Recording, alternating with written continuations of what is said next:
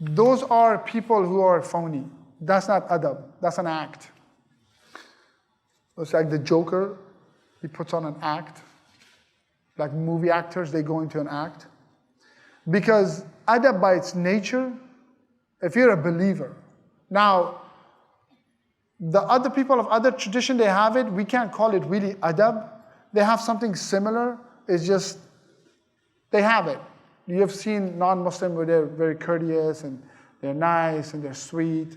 But adab, by its nature, because it's rooted in knowledge, it should take you to worship of Allah.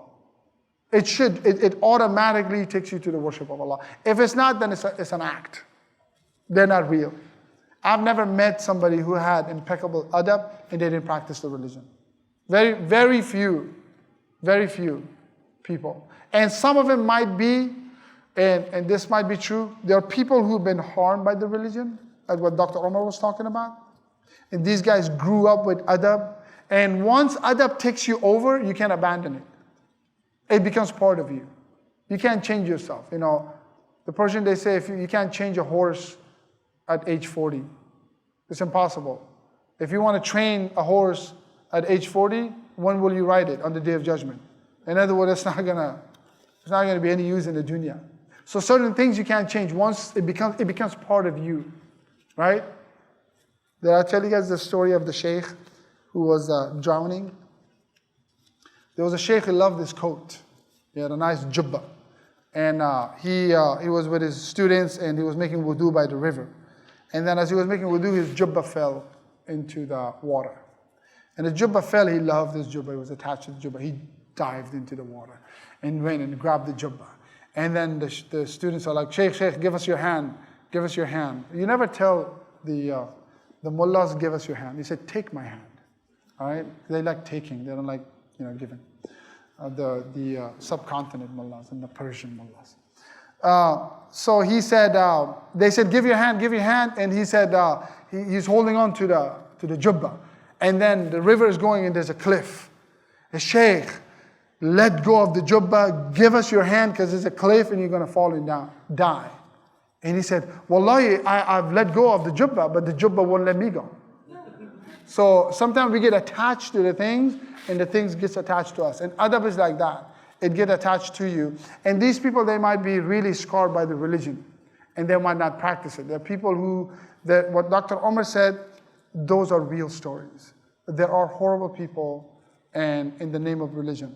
And these are the pseudo-Muslims, the pseudo-sheikhs. These are the people their fathers were amazing shuyukh, scholars, ulama, and everything that they did was real. The son came and he said, I want to be like my father, while studying for 20, 30 years is hard, but growing a beard and putting the turban is easy. I can do that in 6 months.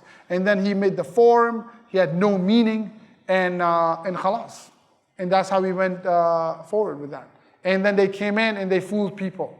And the people who come to those people, they come for the love of the father. Because they saw karamat from the father. Now the son is abusing that power. So those people might be scarred. That's why they have adab and they're not practicing. And we have seen many of those people. Many of the people in subcontinent, they're becoming atheists. And Egypt and all these places, look at the studies that came out. 500,000 young people. And a Muslim country became atheists. Why? Because of all these pseudo-Muslims. All these people who say, we are Muslim with their beard and then they're watching pornography. How is that gonna affect people? So live the religion to the best of your ability. Have adab to the best of your ability. And these practices, don't try to take all of them. So, starting tomorrow, I'm going to be, Khaja Abdullah al-Ansari in adab. It's hard. Take one, start practicing. You master it, take the second one, start practicing. It's a journey of a lifetime. And one day, inshallah, we all make it. And even if you don't make it, you get the reward of the final destination. That's the beauty of Islam. That's why when you make dhikr, if you make dhikr, let's say you're doing Qul Huwallahu Ahad 100 times.